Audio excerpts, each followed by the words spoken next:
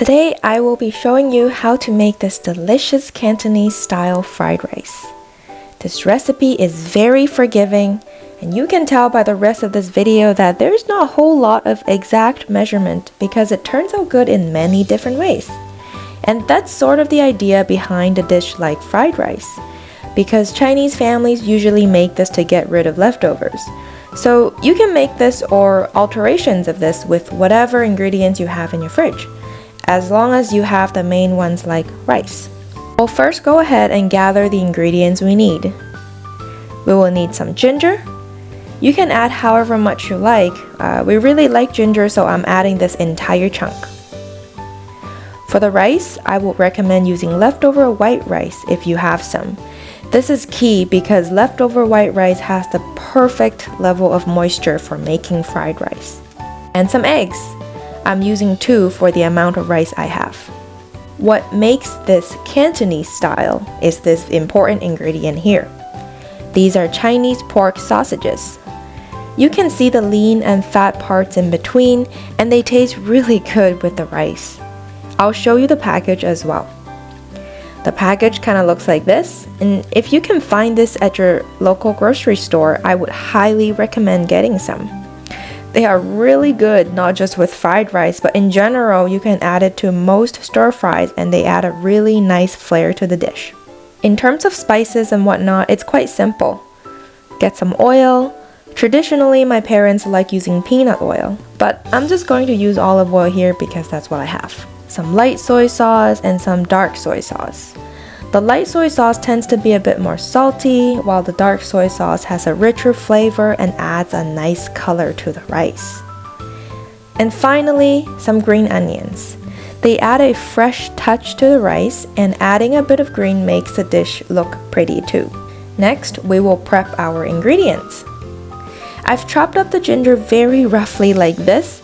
You could chop it more finely if you don't want big chunks of ginger in your rice, but this is fine for us.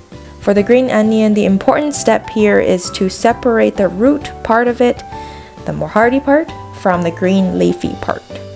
The reason why is we are going to cook the root part earlier along with most of the other ingredients, and the leafy part will be added towards the end when it's almost done.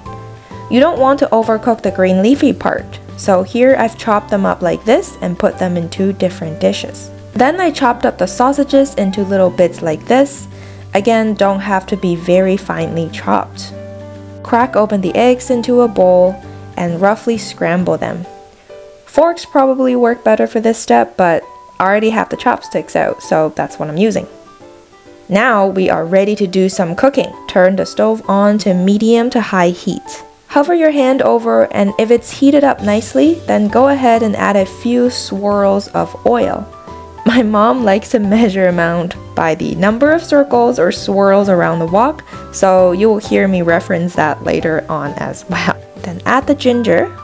You should be hearing sizzling sound when you add it to the wok, otherwise your wok is not heated up enough. Stir the ginger and let the oil coat the ginger nicely. Let it cook for a minute or so until you can smell the ginger flavor coming out. Add in the sausages. Give it a stir. Now the sausages are going to release oil and fat, and that will help cook the rest of the ingredients. Spread it out evenly and let it cook. When the sausages are almost fully cooked and start to change color, it's time to add the rice. Dump it all in, break up the chunks with your spatula, and try to stir it into the rest of the ingredients. Let the rice heat up. Stir it around once in a while so it heats up evenly. Break up any chunks along the way. The reason why leftover rice is preferred is because it's drier than a fresh pot of rice. The rice breaks up more easily instead of sticking together as big chunks. That helps the rice absorb the flavors from other ingredients better and taste a lot better. When the rice is starting to turn a bit golden brown from the oil, time to add in the root or hardy part of the green onions. Pour the scrambled eggs onto the rice, then stir as much as you can so the eggs can coat every single kernel of rice. Now you want to do this while the eggs are not cooked yet, so the liquid gets a chance to wrap around the rice and gives the rice a nice golden color.